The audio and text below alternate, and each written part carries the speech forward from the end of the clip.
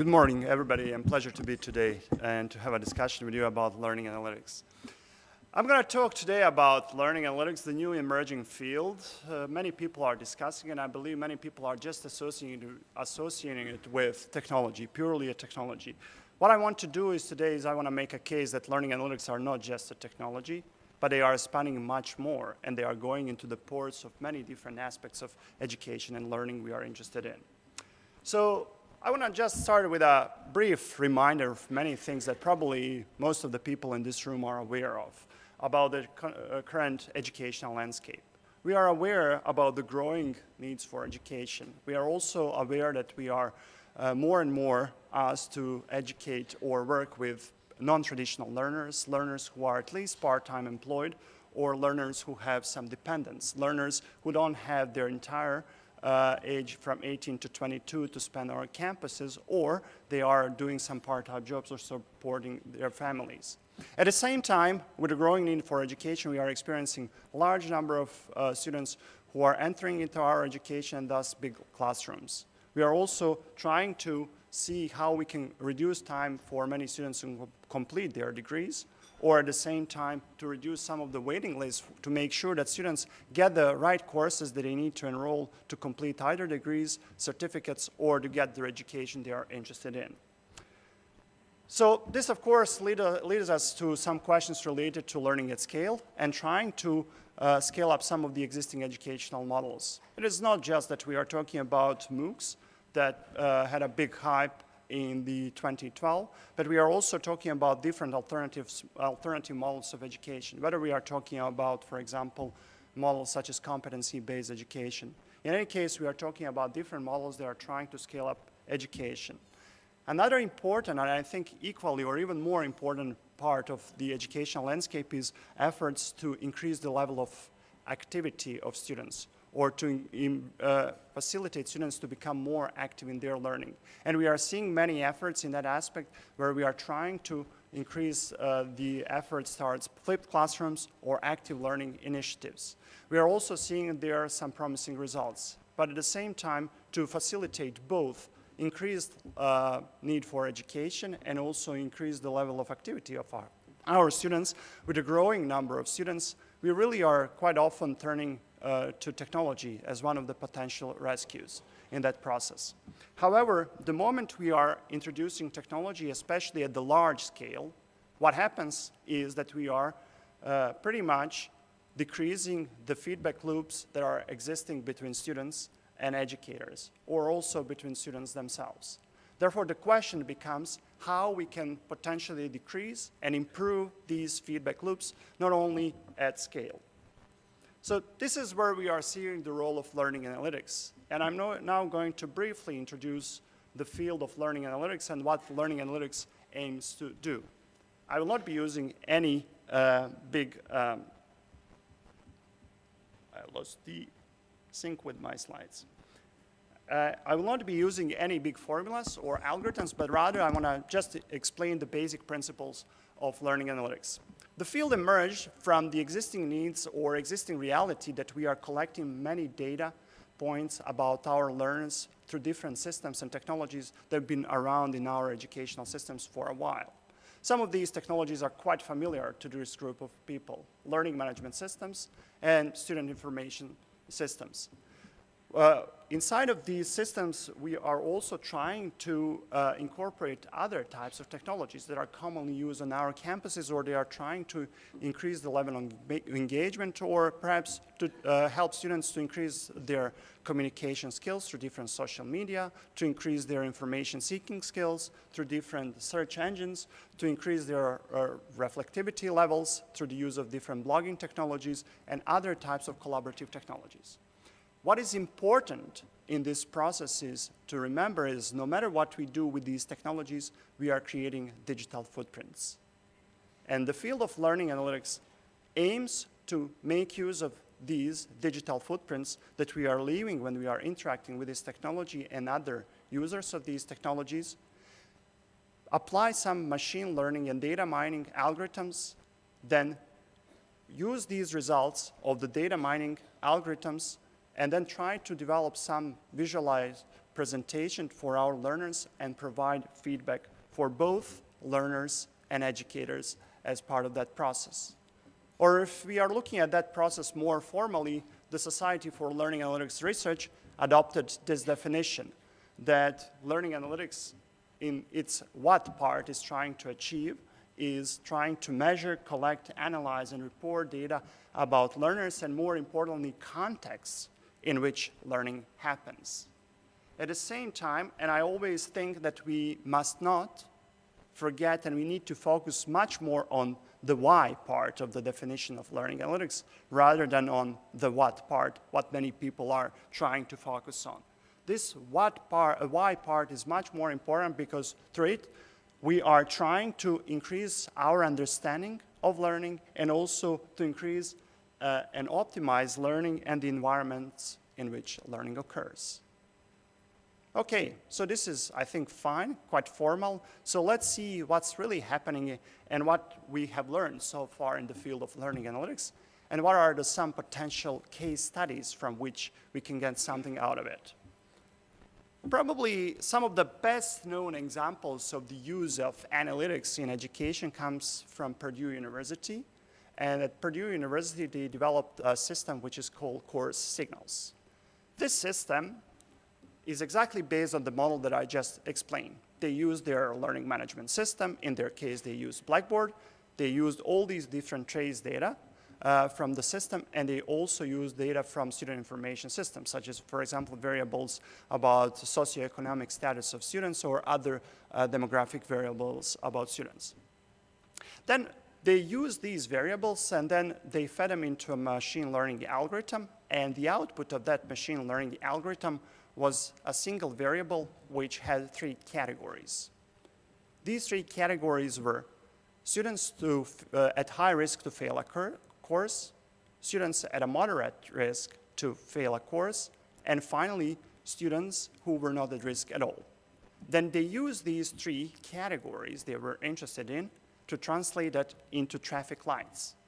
And these traffic lights were then presented to both students and instructors. What they achieved as a consequence of the use of this system was that they managed to increase significantly retention of those students who enrolled at least one course which was using course signals. And over the period of 4 years through which they tracked a cohort of engineering students, they see significant increases in that retention rates. Those retention rates were somewhere in the range between 10 to 15% across the period of 4 years. Obviously, this is very interesting, but this is not what I call, in principle, learning analytics. This is what I call academic analytics. And the authors of this system also call it academic analytics. However, several users try to also consider it maybe it also had some good improvements for learning and for teaching. And as a consequence of this, they conducted a follow-up study at Purdue University in which they tried to look into the messages that instructors sent to their students as a consequence of the use of these alerts. What they found is that teaching really didn't improve much at all. What they found is that instructors did increase the level of interaction with their students. However, they were sending them primarily summative feedback, just more frequently. They were hardly sending them many or any instances of formative feedback, and we know that formative feedback is the one which promotes learning and increases also learning outcomes. Therefore, this tells us an important story. We cannot just dump a certain technology on our instructors or students and expect that magic will happen. More importantly, we need to build these types of analytics that will also have some feedback for our stakeholders.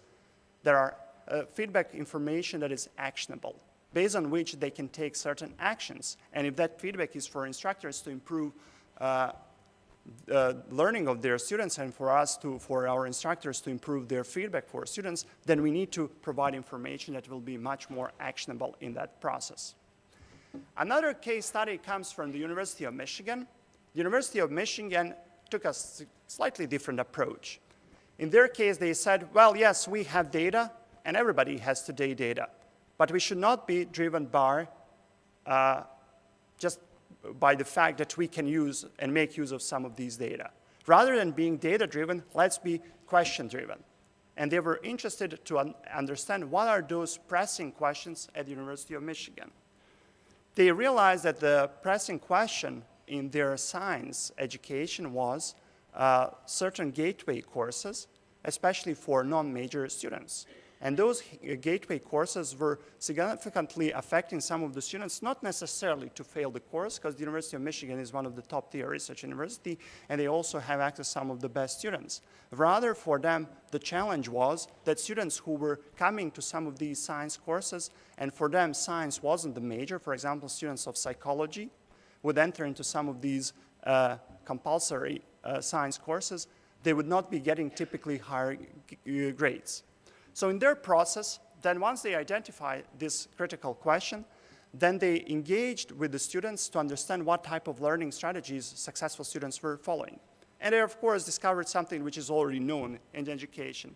But typically, two major characteristics were that students who were more successful, they were more adaptive, in a sense that when they tried a certain study strategy and encountered that that strategy wouldn't help them, then they would try a different approach.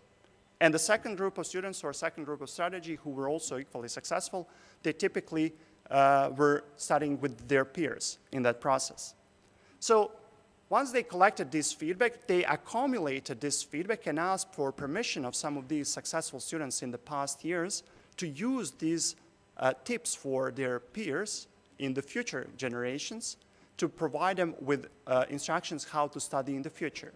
In addition, they didn't use the measure of retention as their output measure. Rather, they used the measures better than expected and worse than expected with respect to students' individual goals.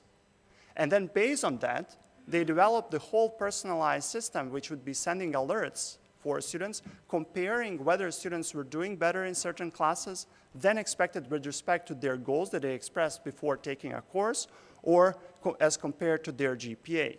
In addition to that, they were also providing them certain feedback information based on self-determination theory and also specific instructional advice that they would gauge that would have impact on students. In their particular case, they eventually reported significant gains for students in the overall program, and they also offered a significant, I think, case study which tells us that some of these elements can be addressed if we engage our learners in a way that is built and grounded also in what we already know about learning and teaching. So let's now move on to the bigger question, and what is the level of institutional adoption overall? Well, while we have some of these good studies, and I think learning analytics is one among those very much hyped technologies that we can see in the different media reports, we at the same time can also understand that very few institutions in the world have institution-wide adoption of learning analytics. What I mean by this is I'm referring to here the sophistication model that was suggested by the Society for Learning Analytics Research in the white paper published in late 2013. And that sophistication model involved 5 different phases that institutions are initially just aware of learning analytics, that they are doing some preliminary experimentation to just generating certain simple reports, to the point that organizations are offering dashboards at different levels for students, for faculty, for different decision makers inside of institutions, to the point that universities or institutions completely transform. And that particular case, we really mean that we are focused on personalized learning. And with that personalized learning, I really mean providing information for individual that is relevant for them and also facilitating learning opportunities that are personalized for each individual. At the same time, the final sophistication stage is the entire sector to be transformed. What do you think where we are now, where most of the institutions are?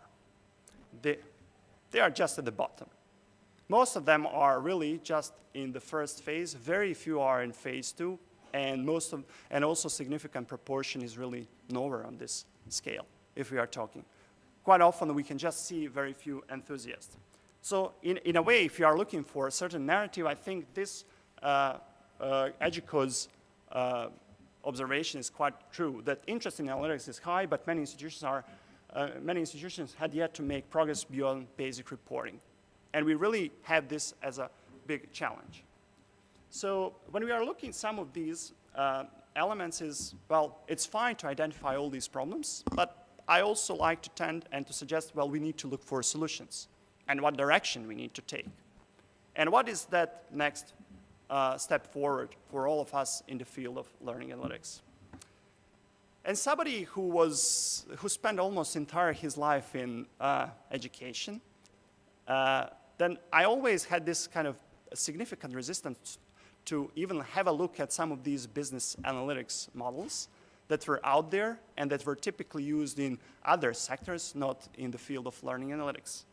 But then I started reading some of the reports and some of the literature that was suggested by the McKinsey and company. And they were suggesting a model that is built around 3 critical points.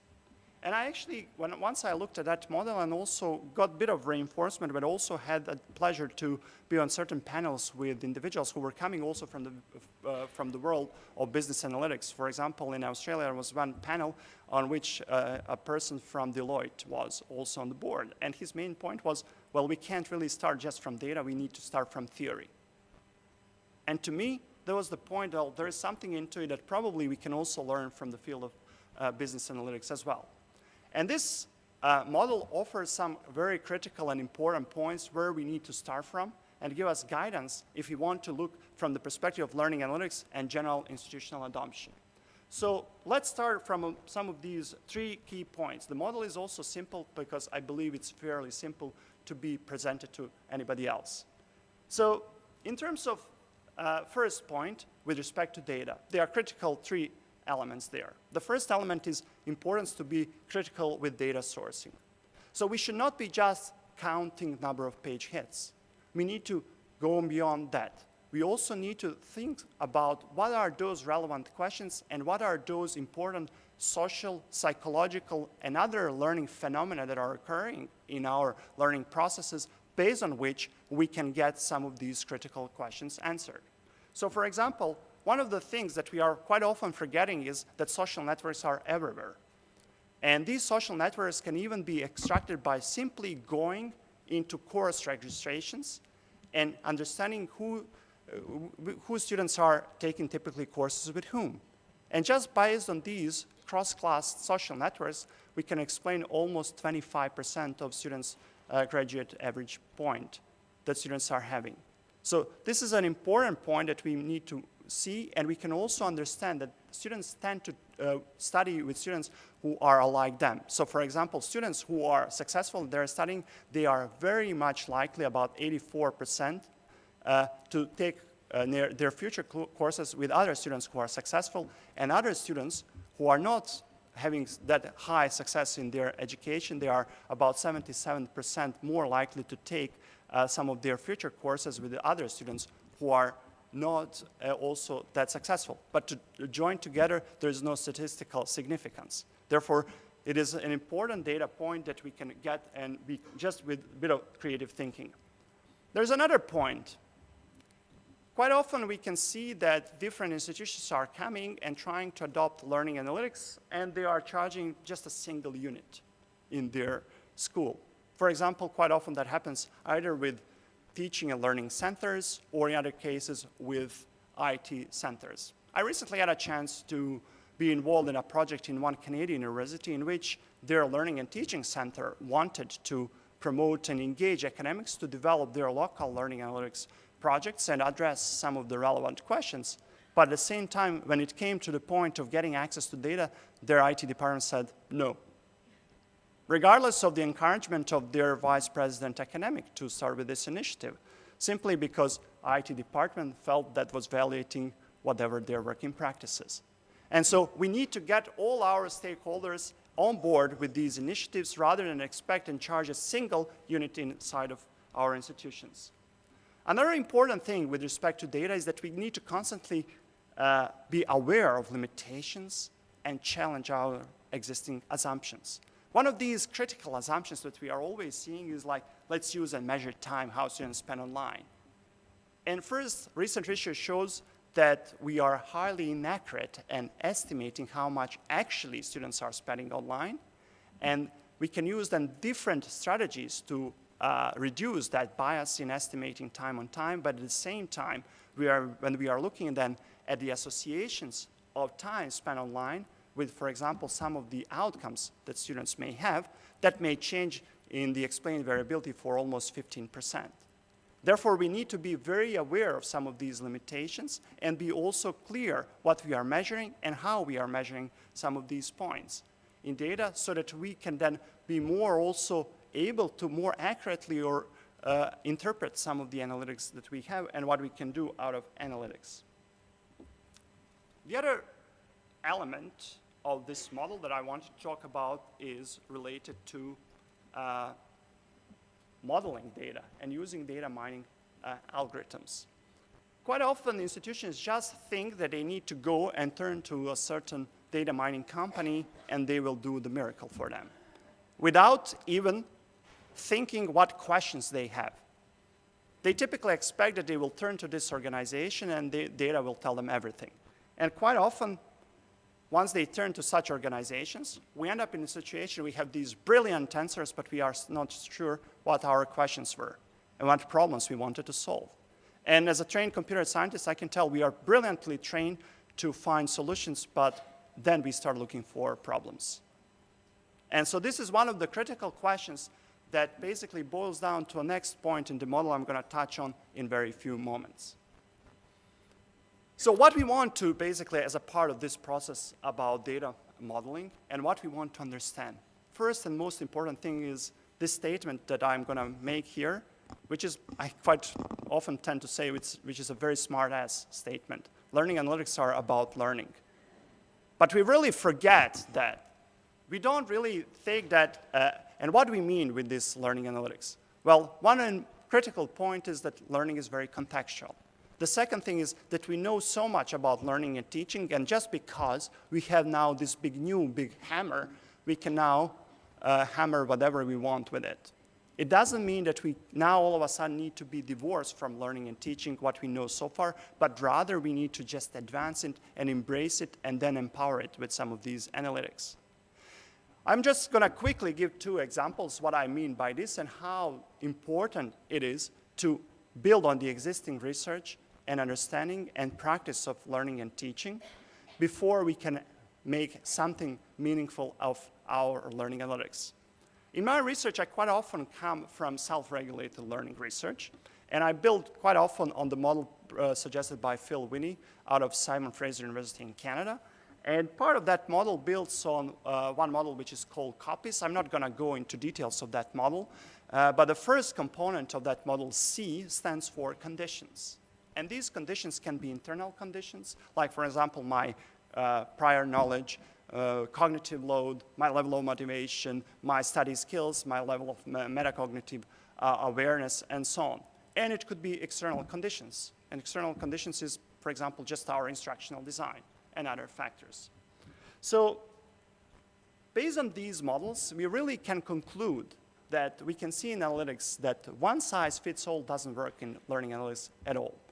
When I'm saying this, I'm referring to the lot of debate that we see recently around different predictive models. These predictive models are crunching data and thinking that they can equally be applied to any subject domain in any class or any particular situation.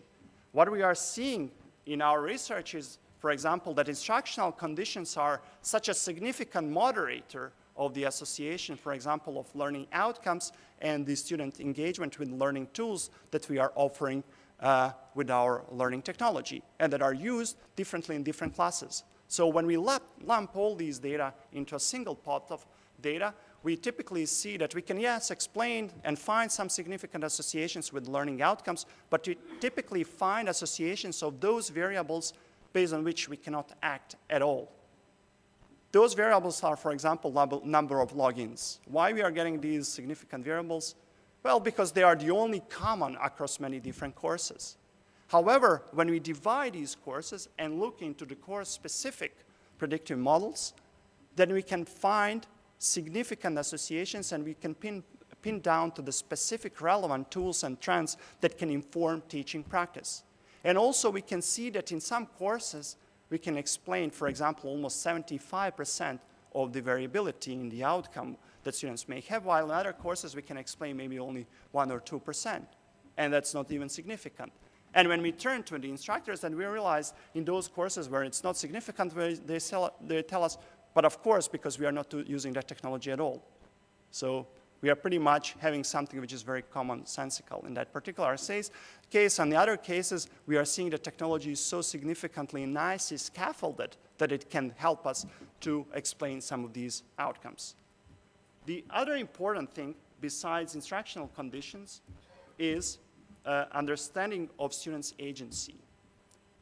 And we often are dealing with this big myth that more time online is better for learning. Well, actually, it's not true.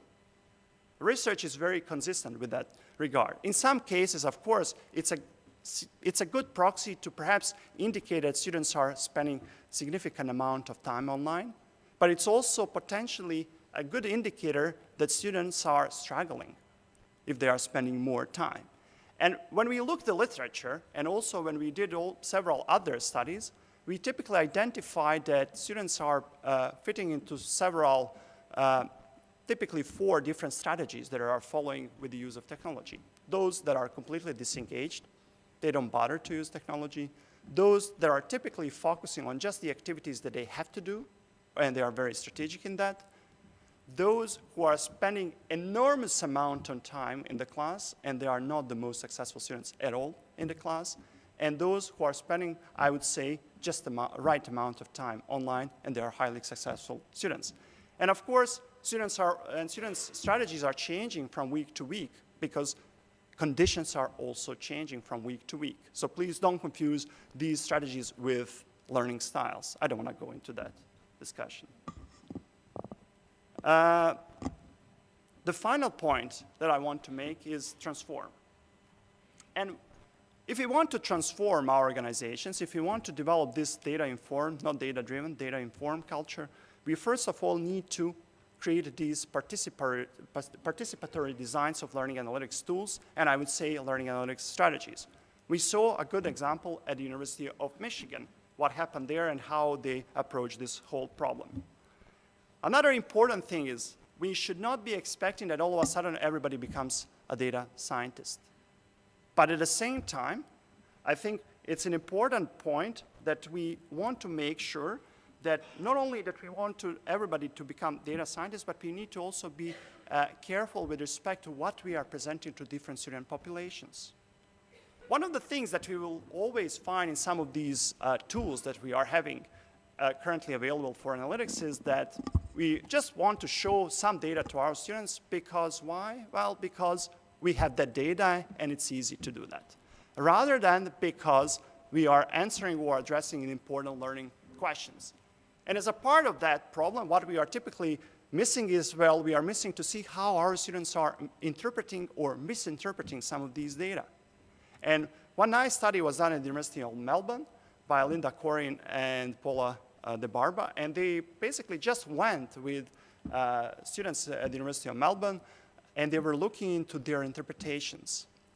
And they found that even students who were one of the best achieving students in their classes, and students who had very high success rates and expectations in particular courses, when they see that comparison between their own performance and activity with the class average, they felt that they were doing well when they saw that they were just slightly above the average, although they were underperforming with respect to their personal goals. So that tells us an important thing, that we need to teach our students how to interpret some of these data. And the other important thing is that these data can be harmful even for some of our best students. While for other students who are perhaps not even best achieving students, but rather they are even struggling with their self-efficacy about learning and learning goals, that might be harmful because of other things. When they see they are not doing so well compared to the class average, then that may just reinforce their low self-efficacy beliefs. Another important thing in this process is and this naturally comes out of this point that I had, is development of capabilities to exploit big data. And I don't mean here really just that we need to have more data scientists. I really mean by this that we need to increase and create this data-savvy culture. Because we need to create, even whether we want it or not, whether we want to use analytics or not, analytics is used around us. We are getting so many ads in the process. Data is collected everywhere, and we need to increase that awareness. At the same time, quite often in education, we are building certain decisions or trying to make certain changes just purely based on certain narrative. At the same time, this is a good opportunity for us to embrace data and become aware what can be done through data. And then through different interdisciplinary teams, engage with data scientists who need to have good communication skills and then try to address important questions that are of relevance for both our research and practice in education. And the final point about this transformation and importance of the creation of data-savvy culture is, well, that's fine, but are we really ready to act on analytics and analytics results? We, for example, find in some studies, and I think in many studies we can find, for example, when we use some of these well-known models that are used in distance and online education, like, for example, Moore's transactional distances. And then when we transform interactions of students with, say, different learning management systems towards these three major dimensions, student content, student-student, and student-instructor interactions, then what if we find, and this is what we found, is if student-instructor interaction is negatively associated with student learning outcome. And to me, this is not necessarily a bad thing. This doesn't mean that students are getting bad advice from their instructors or having bad things from that interaction. To me, it means that we are just addressing and students who are struggling and need more help, they are getting assistance from their instructors. But what about the rest of other students who are perhaps not struggling with respect to our course goals? But perhaps those students need to be more challenged, or we need to have different, slightly curricula for them that will be addressing their own needs, and thus they will be also requiring more assistance as well. But these models are good to implement because, let's face it, they are cost effective, so that you are dealing with fewer students, and then you don't need so many instructional time to address some of these questions. Another important thing, and that we are also finding when we are dealing with data, is what if we are detecting that students are primarily performance-oriented? That is to say that students are primarily dealing with the types of tools that are offered in their learning environments that are just strictly those that are bringing them some points in the final grades. What about other learning opportunities that can be found there? Our studies are showing also that, for example, there is about 30% of students who are just doing those activities bare minimum that we require from them to take so that they get some grade. Is it just a problem in poor decision-making on the end of our students? It is also our responsibility as instructional designers that we are creating these learning opportunities for students, which will be also increasing their study skills so that they become more aware that certain activities online are good for their also professional future practice and to create out of them good lifelong learners. That's an important question that we need to look. On the other hand, if we have some of these performance-oriented students, they're almost 70% likely to stay in that state, while we can change all these other students, and perhaps they are also more likely to turn into performance-oriented learners. So what if we are getting results and we are getting from our analytics in this way? What do we do? Are we ready to act on them, and how we act on them? Those are some of the important questions that we need to deal with. So the question becomes, of course, as a consequence of this, what's our reality with respect to adoption of learning analytics and how our institutions are actually embracing it? So what are some of these challenges that are relevant? We recently conducted a study in Australia. It was funded by the Australian government.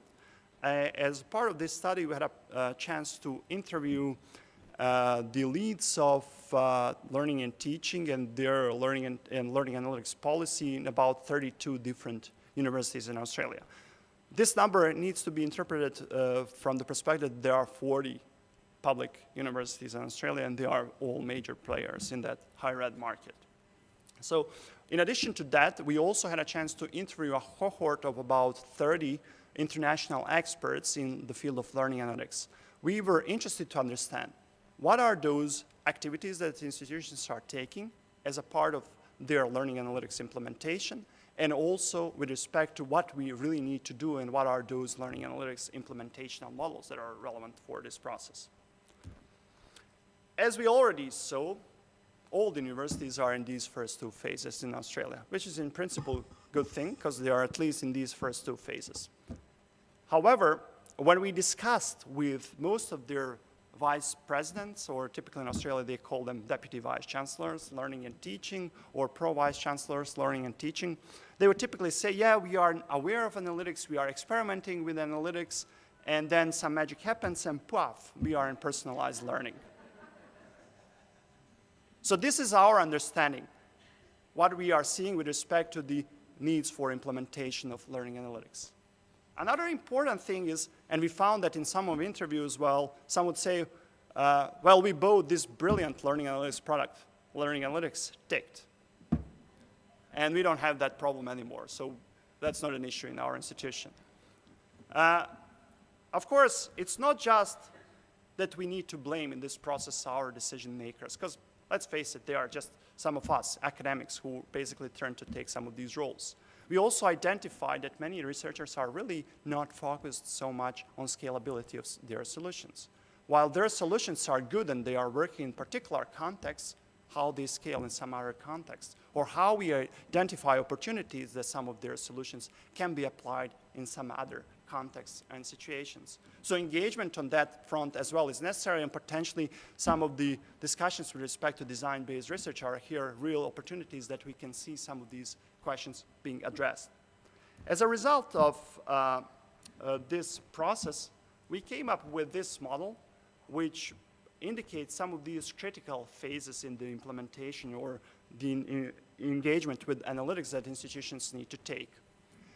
Obviously, development of strategic capability is so crucial. We need to have some basic level of data literacy on the front of our strategic decision makers institutions. And this is a really important pressing question.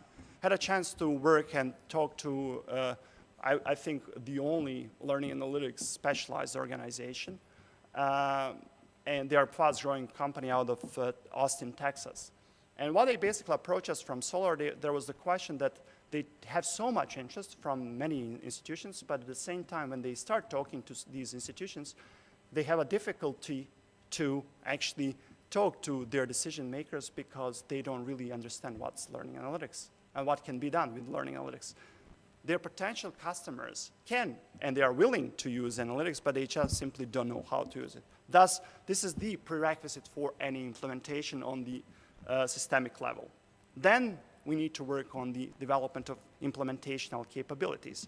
We need to think in terms of the resourcing. We also need to think in terms of what we really can do in-house, what talent, what other resources we may have, or whether we need to engage with some external organizations. And an important point in this process is, given that we are dealing with analytics, we will use tools, but then do we really want to use randomly tools, or we really want to make sure that some of those decisions are both research-informed and also will inform research in the future? And this is one of the critical points, because otherwise we may just have a nice story, or we embrace this tool, we develop all these capabilities, but what is the rigor of our assessment of the implementational strategies as an important point? All right, just a few final remarks. First, an important thing is that we need to embrace complexity of educational systems. We cannot expect that a single node in the network, such a complex network such as higher education, will fix all our problems. It may have certain influence in that process. However, we need to understand and carefully think what will be the effect of that process and then carefully monitor implementational strategies of this process. Another important thing, and I'm just reinforcing the point I already made, is necessity of multidisciplinary teams in institutions is critical. Many institutions have their CIOs who are making decisions which technologies they will use. But if there is no collaboration with learning and teaching teams and also faculty and students, then these initiatives are typically doomed not to be successful. Another important thing, and the question that I haven't talked so much today, not because I think it's not important, but I think because it is so much obvious for this audience, is importance of ethical and privacy consideration.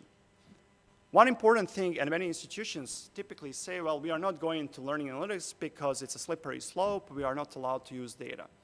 My question is, are we developing privacy agency of our students if we are removing their choice to make a decision?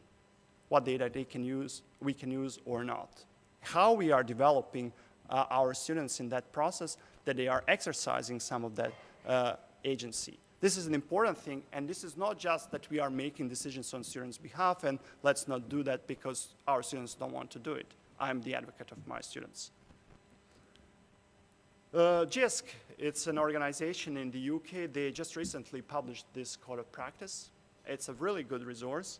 A code of practice addresses some of these critical points and considerations that many institutions need to take into account when they are implementing analytics. And it's a really 6-pager document.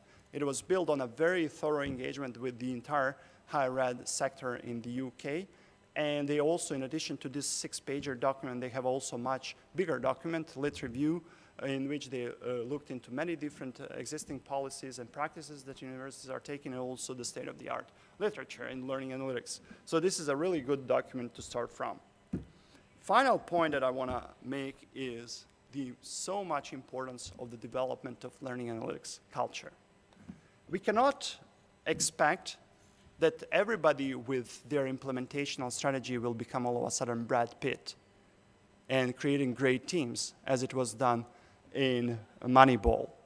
We really need to build on our common sense, on our existing learning and teaching practice and research, and quite often on lots of that tacit knowledge that is available in heads of our teachers when they are interrogating or making sense out of some of these analytics.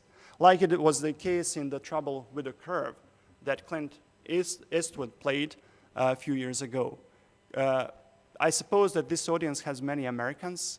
I had several attempts to follow some baseball matches, and I still don't get it. What does it mean to be in trouble with the curve?